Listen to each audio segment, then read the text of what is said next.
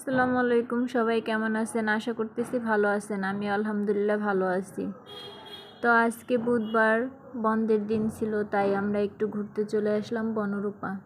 বনরূপা আসবো আর নার্সারিতে ঢুকবো না, গাছ দেখবো না, এটা কি হয় বলেন তো? এখানে অনেক নার্সারি আছে, অনেকগুলো নার্সারি আছে। আর এই নার্সারিটা খুব সুন্দরভাবে সাজানো, দেখেন গাছগুলো কি সুন্দর করে সাজিয়ে গুছিয়ে রাখছে। তো আমার কাছে তো গাছ খুব ভালো লাগে, গাছ খুব পছন্দ করি আমি। গাছ লাগাইতেও ভালো লাগে, গাছ দেখতেও ভালো লাগে। তো যখন এইখান দিয়ে হেঁটে যাচ্ছিলাম, এখানে একটা হাঁটার মতো জায়গা, এখানে সবাই বিকেল হলে হাঁটতে আসে। আর যার গাছ কেনার প্রয়োজন তারা এখান থেকে গাছ নিয়ে যায়। এখানে অনেকগুলা নার্সারি আছে, প্রায় 8-10টার মতো নার্সারি আছে। তো আমরাও আজকে চলে আসলাম এখানে ঘুরতে ঘুরতে। তো এই নার্সারিটা দেখলাম খুব সুন্দর করে সাজানো, তাই একটু ভিতরে ঢুকলাম, একটু ভিডিও করলাম।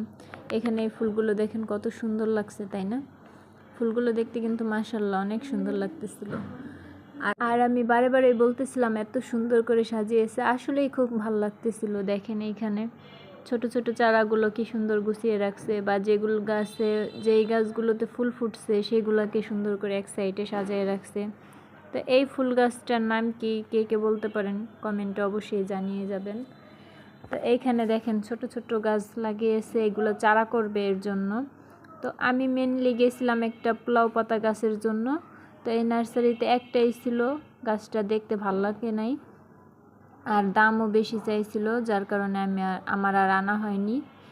ঠিক আছে, তো দেখতে কিন্তু খুবই ভালো লাগতেছিল, যতক্ষণ ছিলাম নার্সারির মধ্যে আমার কাছে খুব ভালো লাগতেছিল। এখানে দেখেন এই গাছটা কত সুন্দর লাগতেছিল। এটা হচ্ছে বাইর হওয়ার পথ।